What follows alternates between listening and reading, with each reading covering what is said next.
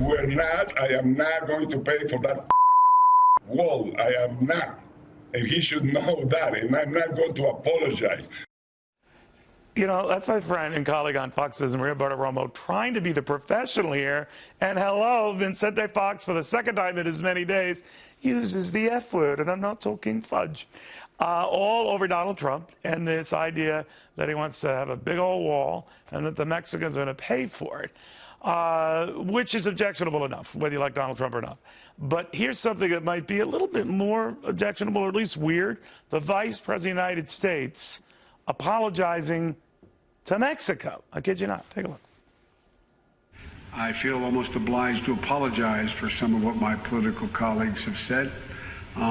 It is about Mexico, about the Mexican people. They do not represent the view of the vast majority of the American people. All right, to quote the Vice President, that is a big F type of deal. I don't know.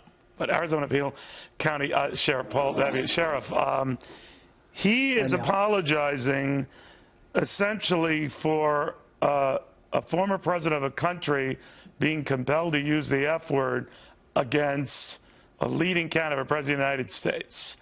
Weird, but take it. Well, the apology tour continues by Barack Obama and Joe Biden. And why don't they stop right there and turn to the American people and apologize to us? Apologize to the thousands of Americans and families who have victims, their own sons and daughters, moms and dads who've been killed by some of these illegals, these criminals. Never once have they talked to the parents of murdered children here in my state, and yet they would gladly apologize in a second to the leaders of Mexico, to leaders in Europe. And finally, we need leaders like Donald Trump or whoever the Republican nominee is that stands up for America and finally puts American families, our security, our military first for once. And that's what we haven't had these past 8 years now. All right, and I always tell people, regardless of what you think of Donald Trump, I'm also thinking of Joe Biden and being embarrassed or cringing at the words or remarks, let's say, of a Donald Trump. This is the same Joe Biden who said this. Take a look. In Delaware, the largest growth in population is Indian Americans moving from India. You cannot go to a 7-Eleven or a Dunkin' Donuts unless you have a slight Indian accent. I'm not joking. Oh, it's gigantic. If Donald Trump said the same thing, well, what do you think?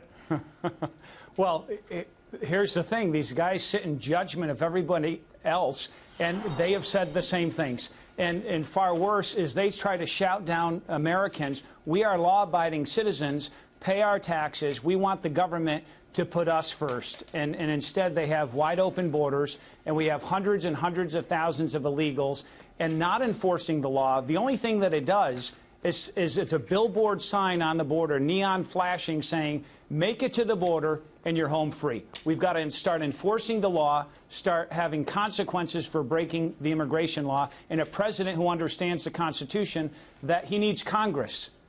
He needs to enforce the laws of the land, and this is where this president, and I told him face-to-face about the Second Amendment freedoms, and he had no answers for me at that town hall.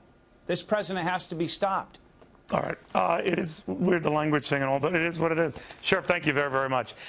Thank you, Neil. It is weird.